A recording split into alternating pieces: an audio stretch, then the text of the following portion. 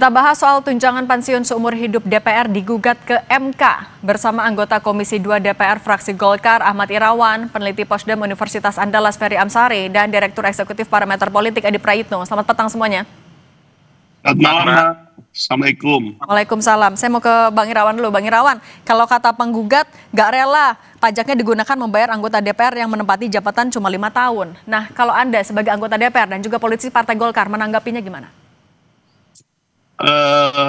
Kalau saya sih menurut saya bahwa langkah pengujian judicial review yang dilakukan oleh pemohon tersebut sesuatu yang memang perlu kita apresiasi dan hormati, karena itu merupakan satu langkah yang konstitusional yang memang seharusnya dilakukan oleh warga negara ketika kemudian menilai, berpendapat bahwa terdapat satu norma, suatu undang-undang yang dianggap melanggar hak konstitusionalnya, dalam hal ini hak konstitusionalnya sebagai warga negara atau kemudian pembayar pajak. Tentu bahwa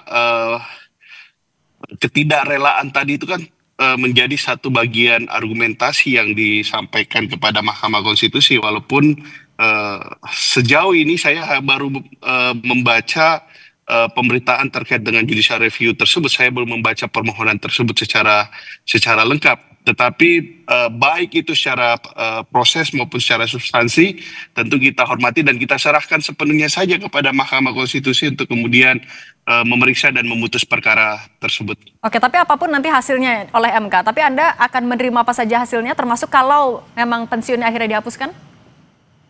Saya sendiri sih sebenarnya tidak mengetahui ya, karena saya masih sedang menjabat dan ini periode pertama saya, bahkan undang-undang tersebut ada dan lahir sebelum saya lahir, gitu. Jadi undang-undang tersebut ada undang-undang tahun 1980-an ya. Tentu kita rela-rela saja, kami nggak pernah meminta, nggak pernah memaksa atau apa, tetapi yang pasti itu segala yang sudah diterapkan atau yang diatur oleh undang-undang ya sudah, itu aja yang kita jalani. Oke, kalau gitu Bung Ferry, ini kan produk lama, udah dari 1980. Ini memang sudah saatnya ada perubahan kah? Dan kalau mencermati argumentasi dari pemohon, memang ini sesuatu yang bisa diterima? Ya, pertama kalau undang-undang itu perlu direvisi, kayaknya memang iya ya, karena undang-undang itu masih tentang hak keuangan administrasi pimpinan dan anggota lembaga tinggi negara, gitu ya. Padahal peristilahan lembaga tinggi negara itu sudah tidak digunakan lagi. Sekarang istilahnya hanya lembaga negara. Tapi problematika soal keuangan itu bukan problematika Indonesia saja, terkait lembaga perwakilan misalnya. Nah, perlu digagas mekanisme keuangan, tunjangan pensiun dan lain-lain itu dengan seadil-adilnya.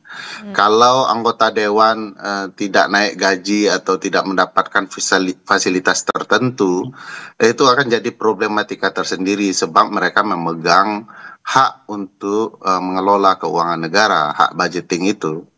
Di beberapa negara mencoba mencontoh model Amerika ya.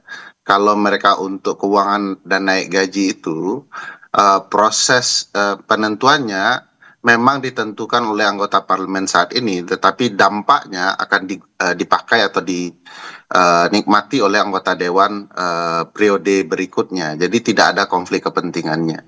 Nah, soal uang pensiun yang seumur hidup itu memang perlu dikaji ulang, ya, ditelaah ulang apakah kemudian itu layak atau tidak. Sebenarnya tentu ini bagian dari respon kekecewaan publik terhadap kinerja anggota dewan ya. Kalau kinerjanya baik, kesejahteraan terjamin, saya nggak yakin nggak ada yang ribut soal pensiun seumur hidup itu. Ini lebih karena mungkin publik antipati dengan berbagai tingkah laku dan tindakan dewan, sehingga ada upaya-upaya seperti ini. Bayangkan beberapa negara itu terkait gaji dan segala macam itu jaraknya tidak jauh dari alat ukur pendapatan warga negara terendah gitu ya, UMR dan segala macamnya itu. Ada yang 4-3 kali dari UMR yang didapat oleh pekerja kita.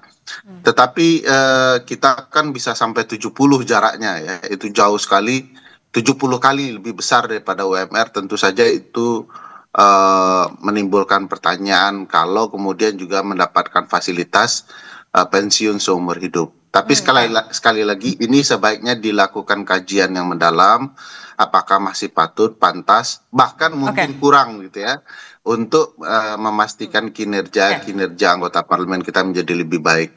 Saya tidak antipati dengan fasilitas yang diterima anggota dewan, tapi lebih kepada kemampuan mereka bekerja sebagaimana layaknya untuk itu ya soal kinerja tadi. Nah kalau gitu Mas Adi, kira-kira kalau dari kacamata politik, gugatan ini bakal mendapat atau dikehendaki oleh semua fraksi nggak di DPR?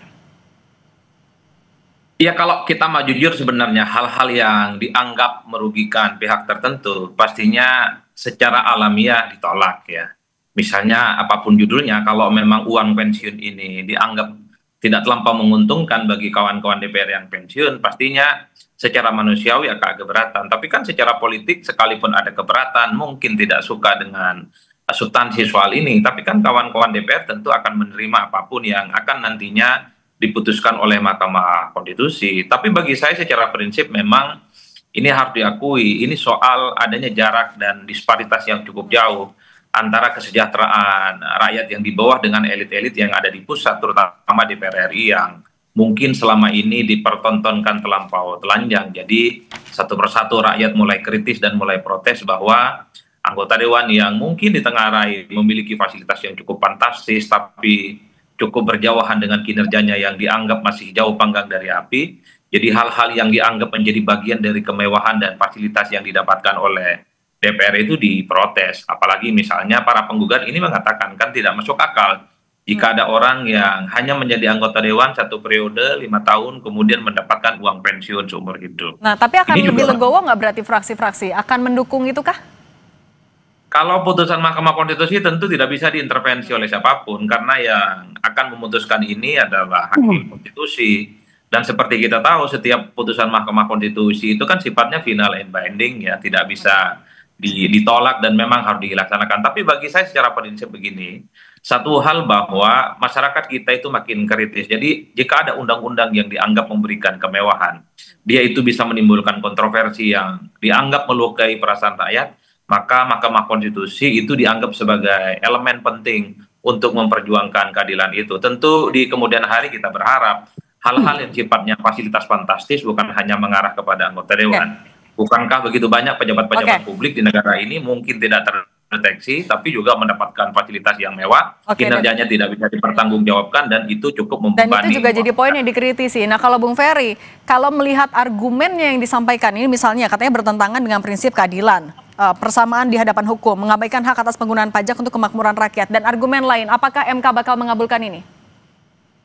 Ya tentu MK tidak segampang itu ya untuk mengabulkan atau tidak mengabulkan suatu permohonan.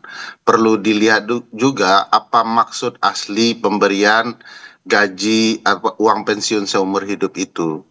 MK biasanya mengenal istilah original intent yang maksud asli, mereka akan telaah itu. Nah kalau dilihat ya, disandingkan argumentasi itu dengan kondisi kekinian, lalu juga kebutuhan anggaran dan segala macam, ya bukan tidak mungkin ya akan dikabulkan oleh Mahkamah Konstitusi karena negara sedang butuh uang kan.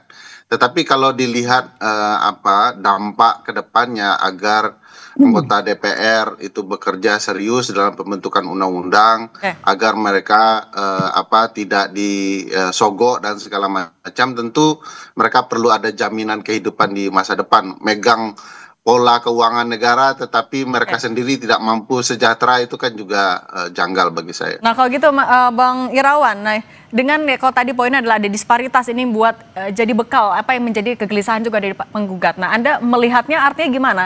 Hitung-hitungan yang tepat untuk pensiun ini memang dihilangkan saja untuk mengembalikan kepercayaan publik atau seperti apa? Singkat saja. Saya sih tidak memahami apa yang kemudian yang dimaksud Mbak sebagai satu hitung-hitungan. Yang saya pahami bahwa secara normatif undang-undang tersebut secara filosofis mengatur terkait dengan dana pensiun itu kaitannya dengan dua hal. Satu adalah agar parlemen kita bisa bekerja dengan baik, kinerjanya baik, demokrasinya maju. Yang kedua adalah sebagai bentuk apresiasi negara terhadap seluruh pejabat negara atau pada saat itu disebut sebagai pejabat tinggi negara. Terkait kemudian formulasinya saya tidak tahu hitung-hitungan yang tepat. Yang paling penting itu bahwa dalam konteks pengujian ini ya kita serahkan kepada Mahkamah Konstitusi untuk kemudian menilai apakah kemudian yang diatur dalam undang-undang tersebut telah tepat secara konstitusional. Oke, nanti kita lihat bergulirnya sidang di MK. Kalau gitu, Bang Ahmad Irawan, Bung Ferry Amsari, Mas Adi Praitno, terima kasih sudah berbagi di Kompas Petang. Sehat selalu ya semuanya. Terima kasih, Mbak Cindy. Sehat satu, makasih.